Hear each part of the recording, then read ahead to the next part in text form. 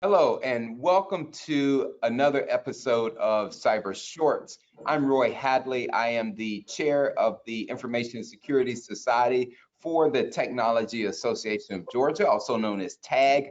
I'm also a lawyer in the privacy, cybersecurity, and data management team at the law firm of Adams and Reese.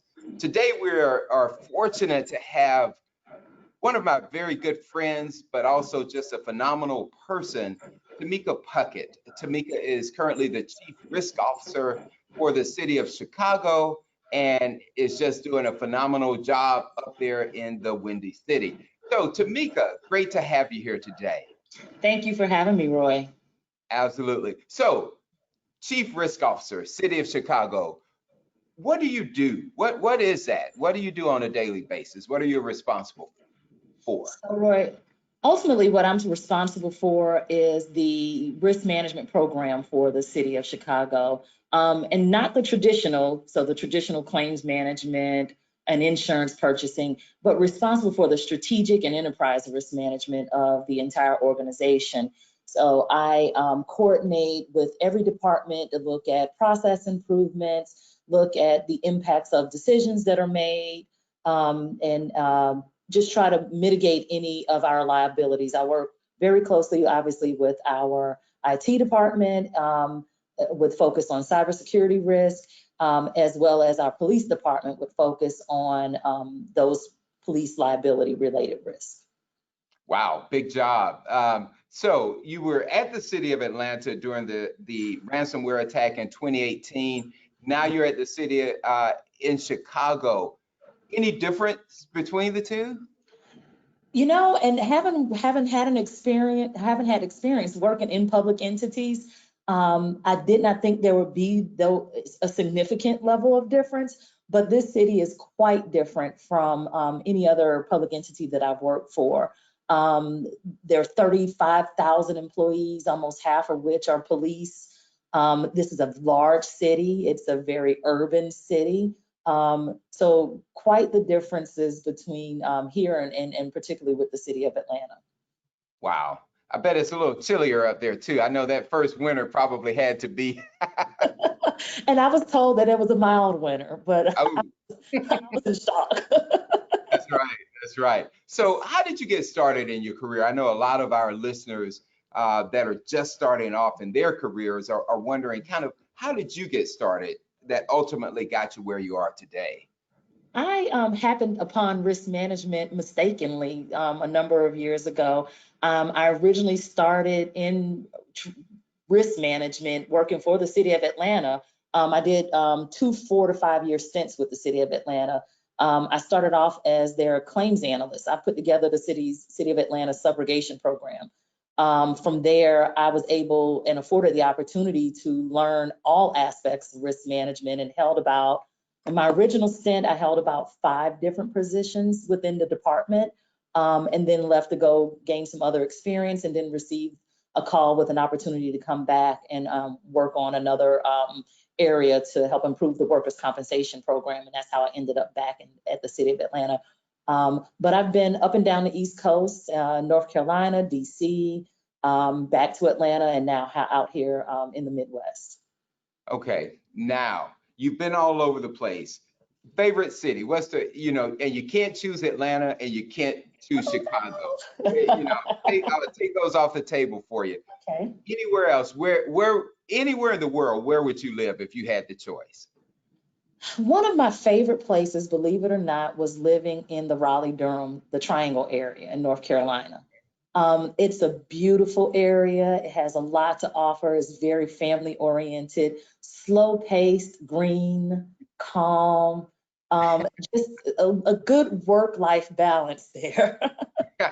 Um, Given the opportunity, I might be interested in returning back to lifestyle. So I'm noticing that word calm. Calm. And these are my Certain words. Yeah, these are my words, not yours. Chicago, Atlanta, maybe not calm. So, not calm. But but but I thrive in those, and I thrive in those uncalm or not calm environments. So, absolutely, absolutely. So let me ask you this. Let's get to know Tamika just a little bit. If you weren't doing what you do, what would you want to do? What would be, if, and I'll tell you, if it were me and nobody's ever asked me, I would be a master gardener. I would go out in the garden every day, and that's my retirement plan. So if I wasn't doing what I'm doing now, that's what I would be doing. If you weren't doing, if you weren't the chief risk officer for the city of Chicago and had to get out of that field, what would you want to do in a perfect world? What floats your boat? I started my career as a criminal investigator, investigating Really? white collar crime. So I was a criminal investigator with FEMA, Office of Inspector General. I absolutely loved that job. Really? Um, yes, it required a lot of travel and was not conducive to family life or having children. And so there's some strong choices that had to be made, some difficult choices that had to be made. And so given the opportunity, if I were not doing this, I probably would go back to doing that. Oh, wow. Okay. That's something I didn't know about you. Okay. Favorite movie. What's your favorite movie? Oh my. Believe it or not, my favorite movie has been The Color Purple. Okay. Okay. Yes, that's my all-time favorite movie. It just shows strength and endurance and the ability to overcome anything. Mhm. And I definitely believe that we have the ability to overcome things, and that movie gives me strength. Fantastic.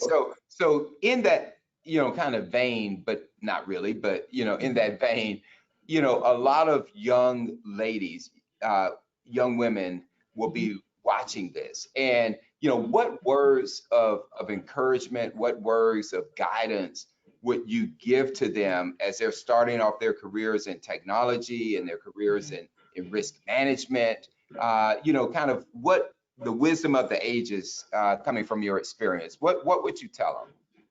I would tell them, believe in yourself.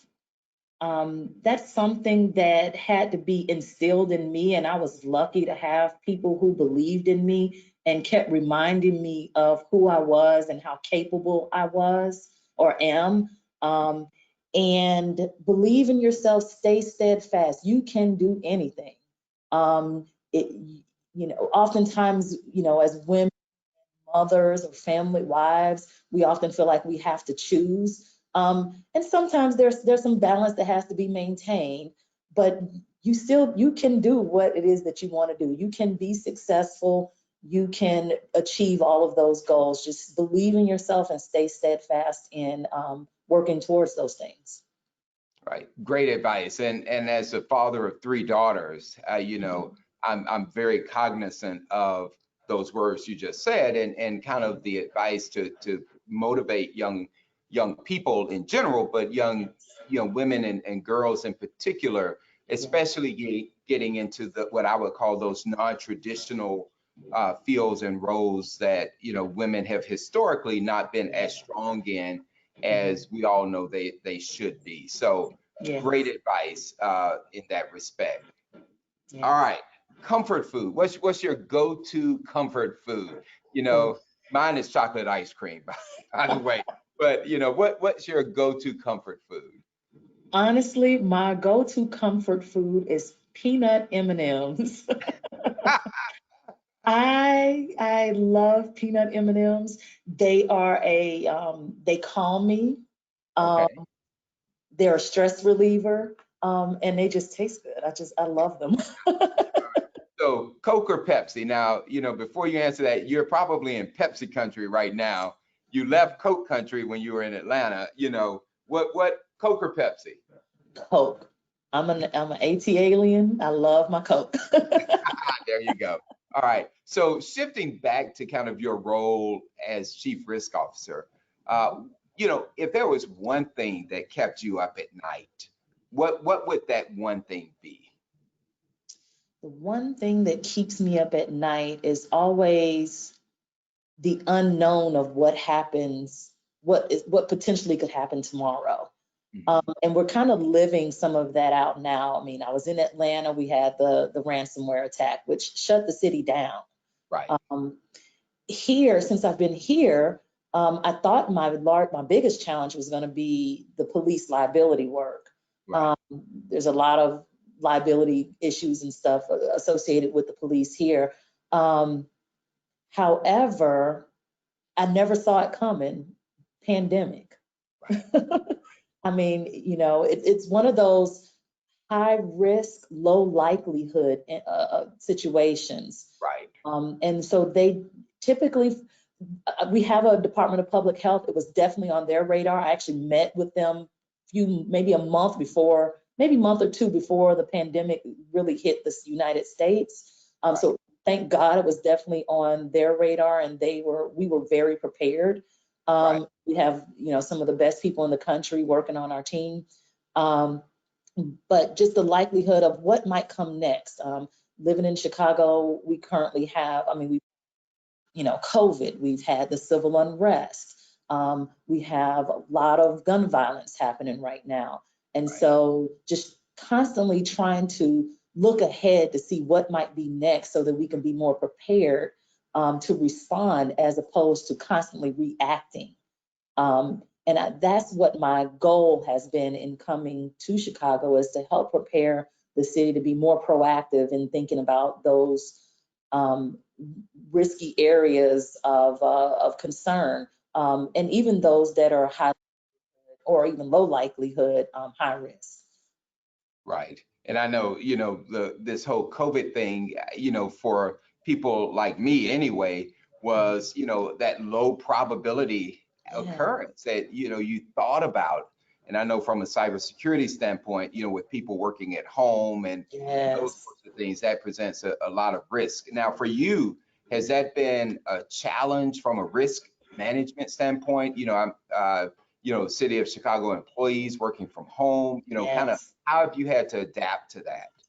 It definitely has been a challenge because we are attempting to be as flexible as possible and allow those employees who can to telework. However, we have not had devices for everyone. And so that can be a challenge when you're able to access things, and from their own device. So there's been some challenges there. We've been working through them.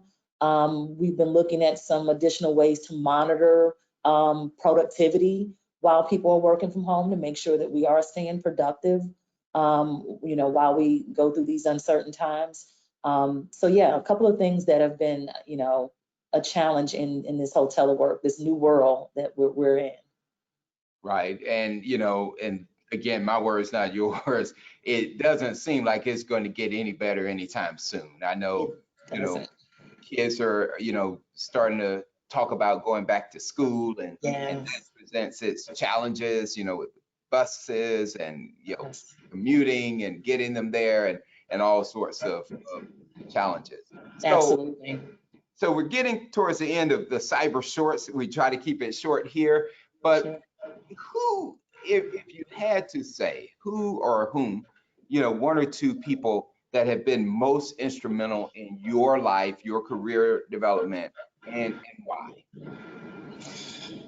That's a very challenging question. I've been lucky. I've had a lot of people that have believed in me and supported me. Um, the most influential person, I would initially go to someone outside of my family, but I have to come back home and say my mother. Right. My mother has been the most influential person in my career. She has encouraged me to do anything that I wanted to do.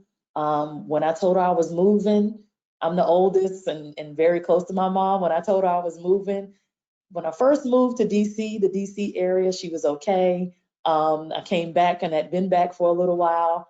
When I told her I was moving to Chicago, she didn't take that well. She was proud of me though, and she wanted me to go and have these experiences and be able to grow and develop and be a public servant, be of service to my community. And so she understands, why I might want to leave and explore and do these things. And so she's a strong woman, obviously herself, and very accomplished. And so she has instilled those things in me, and she's very supportive. Fantastic. I know, mothers of the world, definitely, we all stand on their shoulders. All right, Absolutely. so we're getting to the end here. last question to close us out here. What one piece of advice, if you had to look back and talk to your 25-year-old self, what one piece of advice would you give to yourself? One piece of advice to my 25-year-old self: Yes. be patient. Mm, Be patient. You have to put in the work if you want to benefit from the success. And, I don't think my 25-year-old self was unlike the 25-year-olds of today, although right. mine was a few years ago. And we want everything fast. And we feel like we've done a lot by a certain age. There's still a lot more to do. Be patient. Be willing to work. Be willing to accept more opportunities to develop yourself, and just learn. Right. Learn as much as you can. And I was lucky that I had people around me that not only allowed me to do my job, but allowed me opportunities to learn. And when you have those opportunities, you take advantage of those opportunities. The benefit is not in the financial payment right then. There's a long-term benefit that pays off in the long run. And so take advantage of those opportunities. Fantastic. Patience and perseverance. And perseverance, absolutely. Yeah, fantastic. Well, Tamika, thank you so much for taking time out today to talk to us. I know it's busy up there in Chicago right now, so we really appreciate you taking the time out. Good luck. It's summer, so I can't say stay warm, maybe stay cool because it gets up there. But again, thank you so much. Thank you, Roy. Thank you very much for having me. All right. Take care. Thank you. Bye-bye. Bye-bye.